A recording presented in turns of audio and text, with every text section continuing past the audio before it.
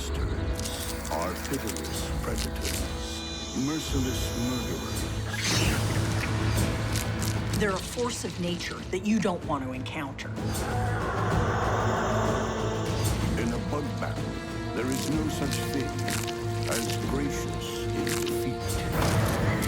The way that they end is always messy. The next bug you greet could be a great meal or the Grim Reaper.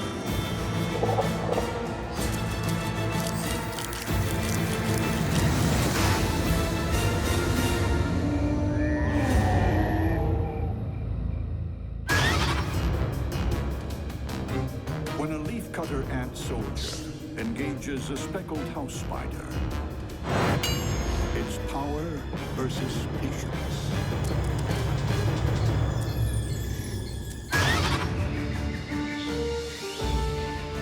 In the depths of an equatorial jungle, a million-strong colony of leafcutter ants is busy farming the rainforest.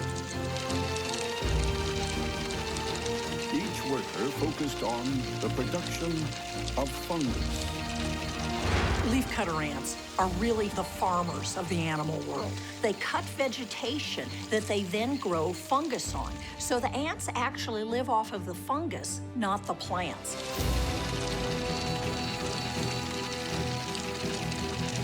They might be peaceful, but you aggravate these agrarian ants at your peril.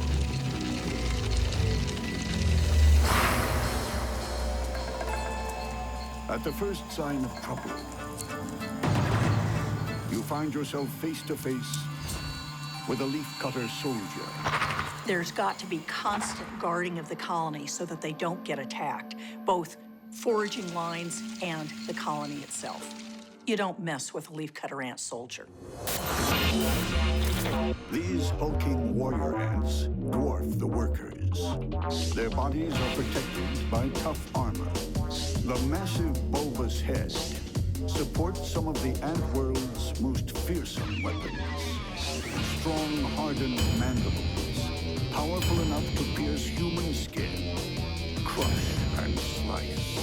Look at those mandibles. They really act like chainsaws. If you want a leaf cut up, you call a worker. If you want another animal cut up, you call the soldier. A party of invading trapjaw ants has ventured too far into leafcutter territory. Workers alert the troops. Leafcutter ants make a surprising diversity of sounds and vibrations that they use to communicate among themselves by rubbing various body parts together. Dispatched to deal with the interlopers, the leafcutter soldier launches a withering attack.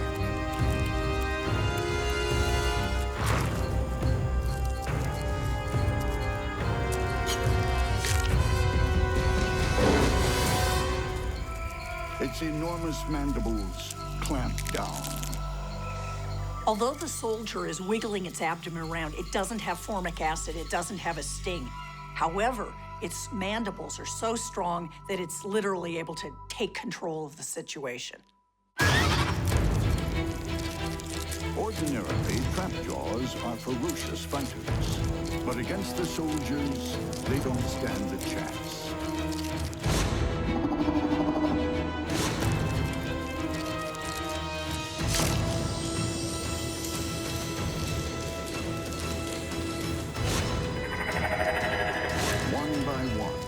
Intruders are systematically torn apart.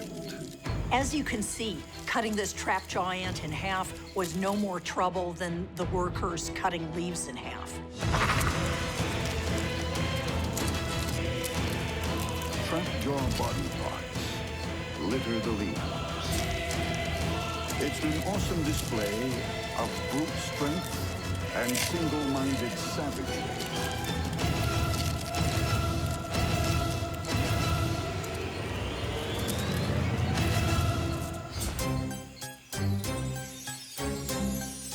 But not every fighter in this neck of the woods relies on size and raw power. Small and delicate, The speckled house spider seems like an unlikely serial killer. You might think that something called a house spider isn't up to the task of surviving in a forest full of dangerous creatures. But let me tell you, this spider is more than capable of surviving encounters that would send others home in tears. This relative of the black widow and redback is built for life on the web. Her long, spindly legs are agile enough to navigate her silken web like a tightrope walker. The speckled house spider is a sit-and-wait predator, happy just to hang at home and let her untidy web do all the work. It might look like the result of lousy housekeeping, but that chaotic tangle of lines is actually a very effective way of catching prey. It's extremely strong and also laced with lots of globules of liquid silk, so that anything that ventures onto the web or even brushes a single trip line can quickly find itself entangled and in a fight for its life. Before her next hunt begins, she decides to change for dinner, slipping out of her skin into something more comfortable. The spider's hardened outer skin is literally an external skeleton, and because it doesn't stretch while she grows, she may shed it 5 to 7 times throughout her life. This process is called ecdysiasm. In a lot of ways, it's almost like a rebirth. However, it leaves the spider in a temporarily vulnerable and defenseless position. It will take a while for her new skin to harden, but the speckled house spider had better be ready. The leafcutter ant soldier, fresh from its victory over the trapjaw ant, is on its way. What happens when the mighty warrior and the silky assassin get caught in a web of intrigue? Granted, she's probably not going to be in a hurry to get too close, but if he stumbles onto her web, he's going to be in for a rude shock. A leafcutter ant soldier, alone on patrol, is just inches away from a speckled house spider's silken trap. One false step, and there will be war. The leafcutter ant soldier has size and strength, with powerful mandibles to cut and crush. The speckled house spider uses silk and venom to overcome the enemy. Which strategy will prevail? The leafcutter soldier suddenly finds itself in a sticky situation. We already know that this soldier can cut an opponent in two. But when she's gotten caught in this web, she's really on shaky ground. The speckled house spider doesn't move. With an intruder this large and dangerous, she's happy to play the waiting game. The ant tries to chew through its bonds, but succeeds only in becoming more entangled. Finally, choosing her moment, the spider descends and starts throwing thread. Whatever she does, the house spider must avoid those jaws. Just one snip could open her up like a bursting water balloon.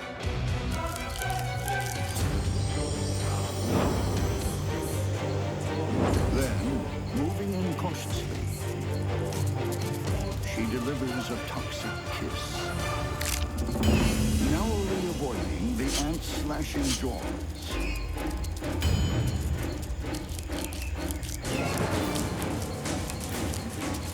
But this battle isn't over. Prey this large will need more than one dose. Again and again, the spider dances with death, ducking the gnashing mandibles to inject more venom. She retreats and waits again.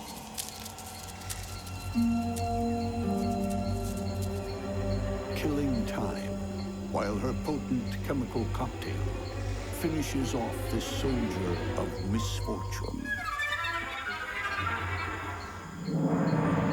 In a monster bug war, no matter how formidable your weapons, it pays to fight battles on your home turf. You know, I think this is just a classic case of the bigger they are, the harder they fall. End of story.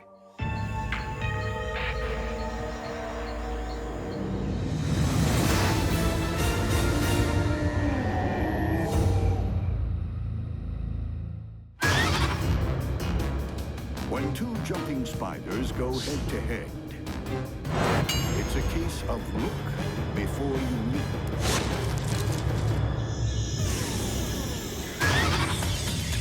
The steamy jungles of Central America are home to more than 5,000 species of jumping spider,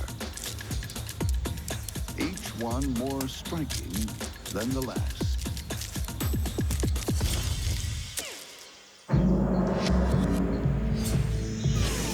The yellow jumping spider might not be quite as colorful as some of her cousins, but she makes up for it with street smarts.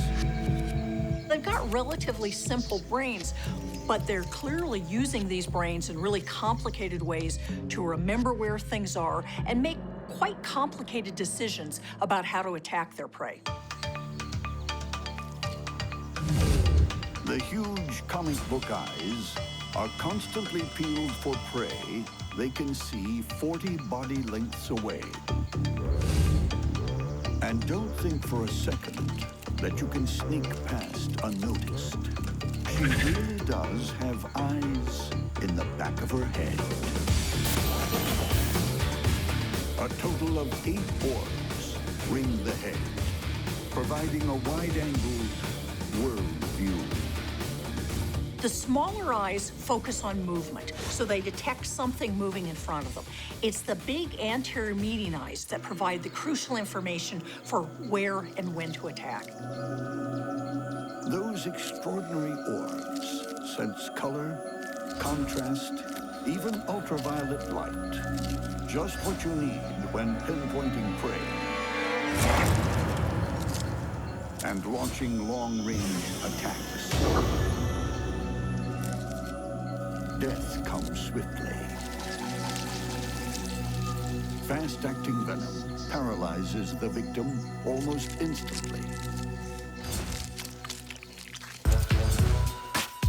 But what happens when she encounters an enemy who possesses the same skills?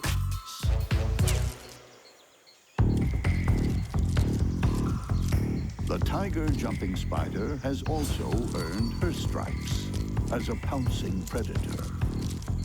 She's a polyphagous predator, which means she'll kill and eat pretty much any creature that she can. But some jumping spiders actually prefer spiders over insects, including spiders just like themselves. Squat and compact, the tiger has the perfect build for long-distance leaping, jumping up to 20 body lengths in a single bound on hydraulic legs.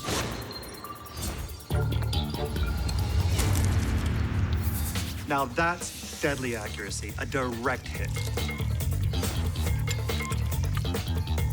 You could almost hear her making the calculations for the trajectory of that jump. And she took her time to make sure she got it right. Brava. But the kill might not be quite so easy when the tiger jumping spider runs into her yellow counterpart. You might as well just flip a coin or pick the spider you like the look of most. It's that close a call. They're similar in size and possess identical powers. Which one will get the jump on the other?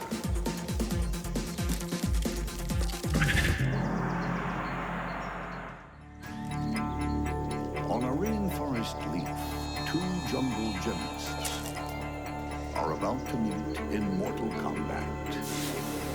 A yellow jumping spider is prowling for prey.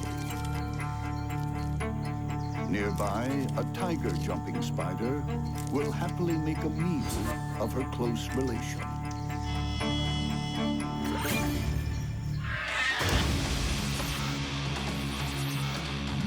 have incredible eyesight, extraordinary jumping ability, and potent venom. Which one is the faster draw?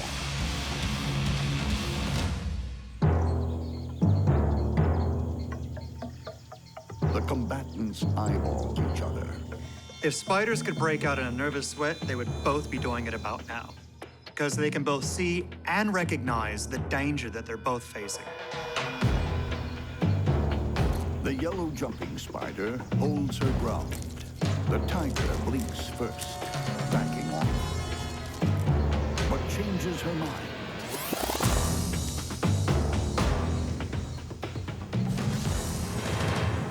They attack and counterattack.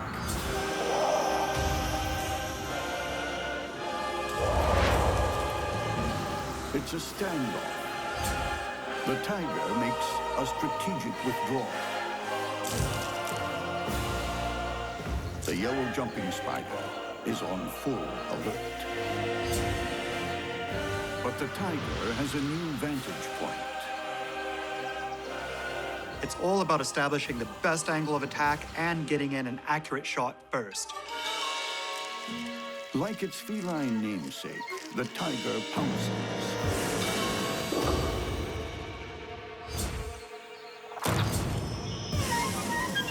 Injecting lethal venom. For these spiders, the old saying, "look before you leap," really sums it all up. In this particular case, the tiger jumping spider had the best view and the best trajectory, and that proved to be the decisive advantage.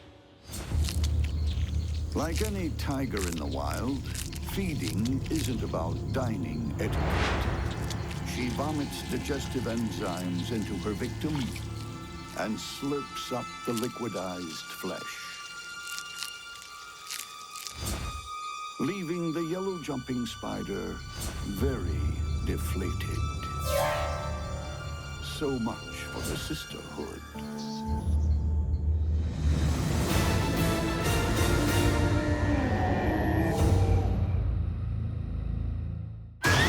When a geophilid centipede grapples with a Costa Rican cellar spider, it's silky skills versus straight-up savagery. The rainforests of Central America are rife with skilled killers. But when it comes to speed and aggression, the geophilid centipede is in a class of its own. If you shrunk a freight train down to just a few inches and gave it 152 legs and a hyperactive and aggressive attitude and a pair of venom claws, you'd end up with a geophilid centipede. The only thing guaranteed to slow this guy down is death. Swift and sure-footed, as flexible as a yoga master, this restless hunter can handle not just rough terrain, but in some cases, no terrain, flowing across crevices like its own rope bridge on 76 pairs of legs. Each body segment is protected top and bottom by armored plates. At the rear, a pair of anal legs mimics the centipede's antennae, so predators aren't sure which is the dangerous end. When it tracks down prey, those legs become multiple weapons of war.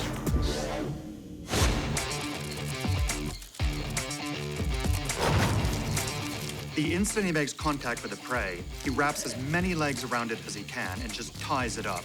Each one of these legs is tipped with a very sharp claw, so this is like trying to wrestle a snake that's inside of a barbed wire suit.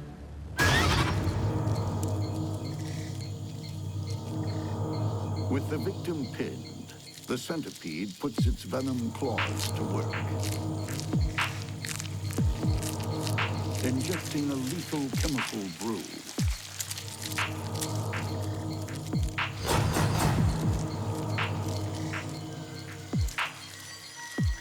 Most centipede venoms contain a chemical called 5-hydroxytryptamine, which is the neurotransmitter that we call serotonin. This not only produces pain in the prey, but also increases the absorption of other toxins that break down the cell walls and the tissue. What what the venom doesn't do, the vicious claws finish off. The centipede starts tunneling through the katydid and devours its victim from the inside, right up to the eyeballs. All that's left is a shell, discarded like an empty glove. Nearby, another ruthless hunter is setting her trap. Looking delicate, even frail, the Costa Rican cellar spider is deceptively deadly. Cellar spiders look so delicate, but actually they're really quite tough predators. For this web warrior, being neat isn't a high priority. The cellar spiders build a fairly messy web. They hang upside down in this web, and then they may have lines going down to the ground that are relatively sticky.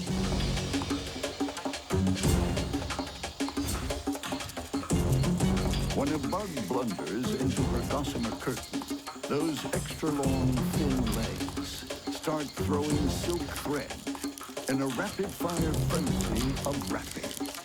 When the cellar spider wraps its prey, it isn't putting out big swaths of silk the way some of the other spiders do. They're essentially just putting out a single line, but they do it extraordinarily fast, and so they can really wrap up and do it fast. But the female cellar spider is about to receive another visitor. The geophilid centipede is on its way. What happens when the silk stalker is struck by a runaway train? Anyone who thinks cellar spiders are harmless doesn't know they're spiders. The centipede could be hog-tied in an instant, and then the only way he could break free would be brute force.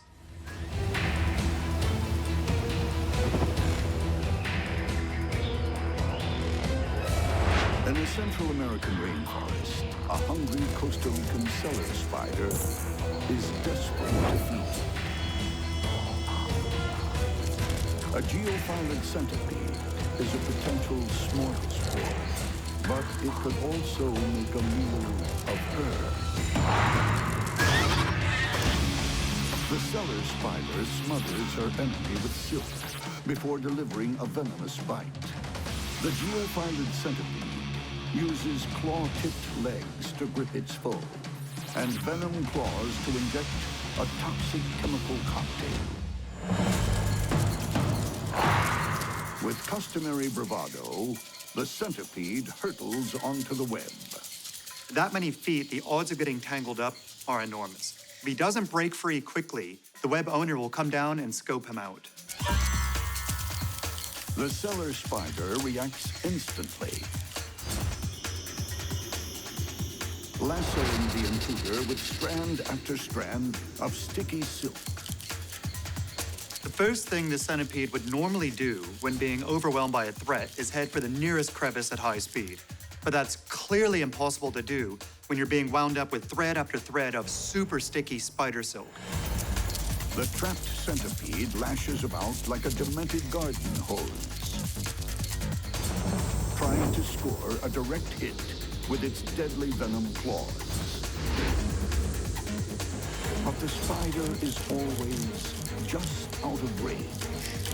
This is where silk wrapping with these incredibly long legs comes in handy. She cannot get too close to that centipede. The way she is wrapping is amazing. Look at how fast this is. The cellar spider goes into overdrive. Her legs are a blur as she throws silk at a rate of 6 loops per second. But the centipede is just as quick to break the ties that bind. This is an epic fight back. If he can get those venom claws into the spider, just one bite would be enough to turn this fight upside down. The spider sneaks in several bites, but her venom is relatively weak and slow-acting. But eventually, with her victim's head pinned and its body twisted like a pretzel, The spider seems to have won. But like a horror movie monster, the centipede suddenly breaks free once more. This is amazingly risky business with this centipede getting its head free all of the time. She's putting out an enormous amount of silk. At some point, she's going to run out of the silk that she has available. Her silk stores are used up. The spider is throwing thin air, and the centipede's head is still free. In desperation, she dispenses her few remaining drops of venom. The centipede may have finally succumbed, but talk about combat endurance. He made the spider use every last inch of its silk, every last drop of its venom, and every last bit of its energy. He won't be remembered as a wimp. It's been an epic battle. Now, the epic feast. The cellar spider spews digestive juices into the centipede's body and sucks up the liquefied flesh. Okay, I know it's dead, but I wouldn't be surprised to see this centipede spring back into action one last time.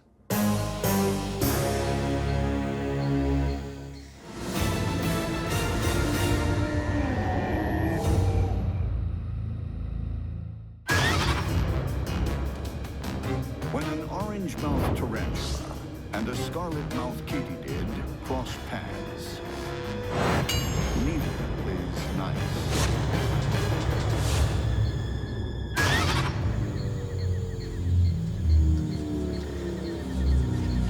With her velvet coat and fancy gloves, the tree-dwelling orange-mouthed tarantula is no stranger to the high life. But despite being an uptown girl, she has a low-down mean streak. They're absolutely voracious predators. These guys are taking down frogs and lizards with no problem. Behind her pedipalps, huge fangs, like ice picks, are as brutal as any in the spider world.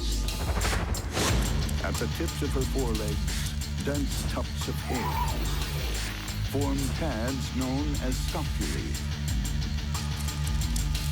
enabling her to scale sheer surfaces with ease. Basically, they're ambush predators. They're sitting still, waiting till something comes close, and then they just zip out and grab it. Put the chelicera into it and just pump their prey full of venom. But the orange-mouthed tarantula isn't the only one looking for easy conquests. The scarlet-mouthed katydid has a ruthless agenda of her own. Delicate legs that can leap or lacerate. And a painted mouth with the power to pulverize. Clearly signal this katydid's murderous intent. She'll eat the flesh of any downed animal. They can be quite savage. Powerful mandibles quickly dismantle this grasshopper, tearing off limbs like petals.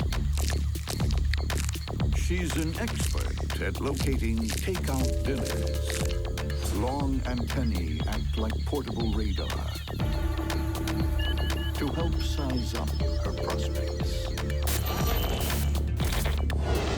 Muscular legs lined with spines can lash out to puncture prey or skip town completely. She can use them to propel herself into the air in a very athletic manner. One push and she's airborne in a flash. The katydid's powerful legs help her get to the front of the dinner line fast. But when she lands a meeting with the orange-mouthed tarantula, who will get the upper hand and who will lose their head? In the Costa Rican jungle, an orange-mouthed tarantula is a social climber with a serious appetite. Not far away, a scarlet-mouthed katydid boast more than looks that kill. When these mortal rivals clash, good manners go out the window. The orange-mouthed tarantula's venomous fangs tear victims apart. The scarlet-mouthed katydid fights back with vicious mandibles. Which one will live to see another day?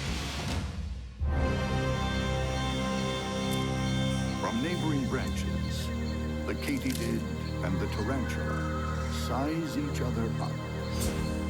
The katydid launches, but close up finds itself next to a giant. The katydid tries to escape, but fatally underestimates the tarantula's speed. Monster fangs slam into the katydid's body. This tarantula's bite has caused a ridiculous amount of damage very, very fast.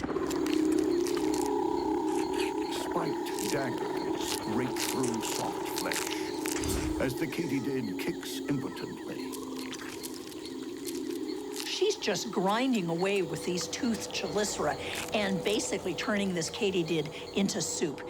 Death by tarantula is not a nice way to go.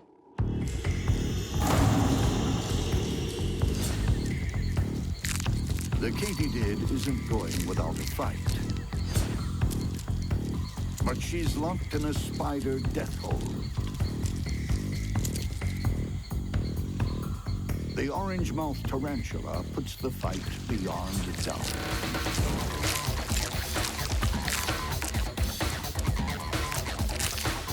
And she gets an unexpected bonus. A side serving of the katydid's unborn baby. And if that weren't undignified enough, she silk wraps the scarlet mouth, so her meal stays in one piece while she slips it down. Really, who would want to be a bug? Their lives are so full of peril, and the way that they end is always messy. When dinosaur ants take on a trapjaw ant colony, heads will roll. A rainforest log has become a new home to a small colony of dinosaur ants. What they lack in numbers, they make up in attitude and stature. Dinosaur ants are really huge ants. They're some of the biggest ants in the world. They're somewhere between 1 inch to 1.5 inches in size.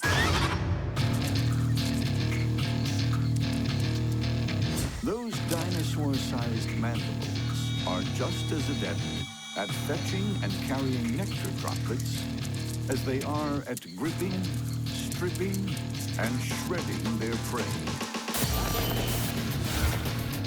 If those mandibles weren't fearsome enough, under the abdomen, a deadly stinger packs a fatal punch.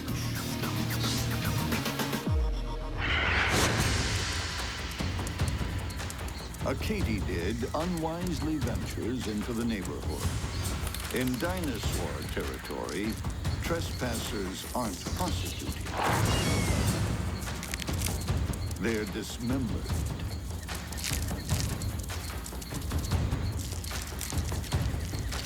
When they capture small prey, they may just grab it with the mandibles, cut it in two, and carry it back to the colony. These ruthless raiders will protect their colony against all comers. They may need to. A few feet below, a colony of trapjaw ants moves in. Construction of a new nest is underway. Prolific workers, strong in numbers, trapjaw ants run a ruthlessly efficient killing machine. A passing spider is carved up and carted off to feed the colony's hungry larvae. These trapjaws are proficient builders one minute, brutal butchers the next. Lightning-quick jaws on a hair trigger spring shut with an acceleration 100,000 times the force of gravity. We're talking fully open to fully closed in 0.13 of a millisecond, which means they're traveling at about 145 miles an hour. They're not the only weapon. Needle-sharp stingers loaded with toxic venom bring down most competitors. The sting is also very deadly, and they can use it over and over again. So they can sting, back off, and keep doing this over and over until the prey or the enemy just kills over dead. The trapjaws are the neighbors from hell, and the dinosaur ants want them gone. Before the day's end, there will be war. On a Costa Rican jungle floor, enterprising trapjaw ants are intent on building a new home. Up above, resident dinosaur ants resent the intruders. They're about to declare war. With their dominant size and vicious bite, dinosaur ants break competitors with ease. But the team spirit and cutthroat tactics of the trapjaws could overcome their enemy. Both of the ant species are very capable fighters, and they're both armed to the hilt.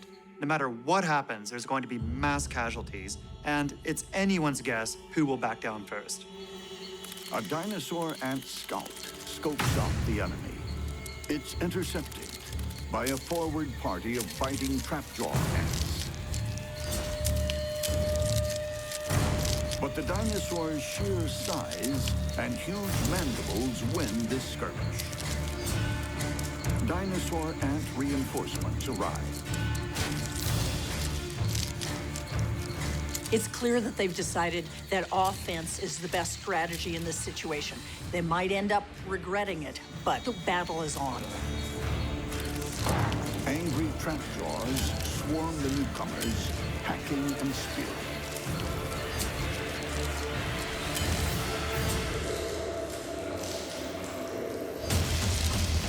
As the meltdown continues, each side attempts to gain the upper hand. But it soon becomes clear the trapjaws have far superior strategies. Every time an ant is killed or injured, a distinct chemical signal goes off. And it seems that the trapjaw ants are better at responding in mass, so that might just tilt the battle in their favor.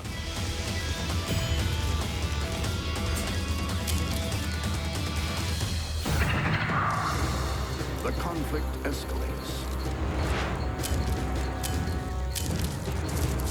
And the corpses pile up in both camps. But the trapjaws have the numbers. These battles between neighboring colonies can go on for well over half an hour, and usually one group is able to establish dominance over the other, and the losers back off and move away. The dinosaur ants have suffered too many casualties.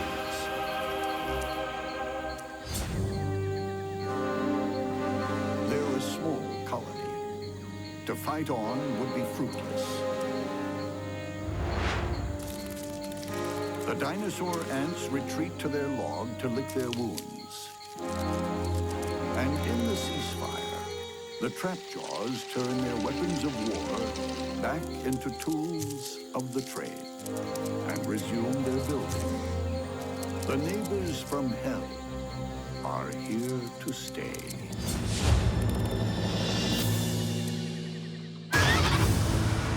In a monster bug war, The Grim Reaper is never far off.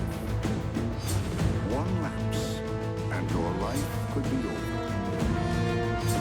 A hasty decision can mean lingering death. And one wrong move means 1 foot in the grave. On a bug battleground, you conquer your foes or stare death in the face.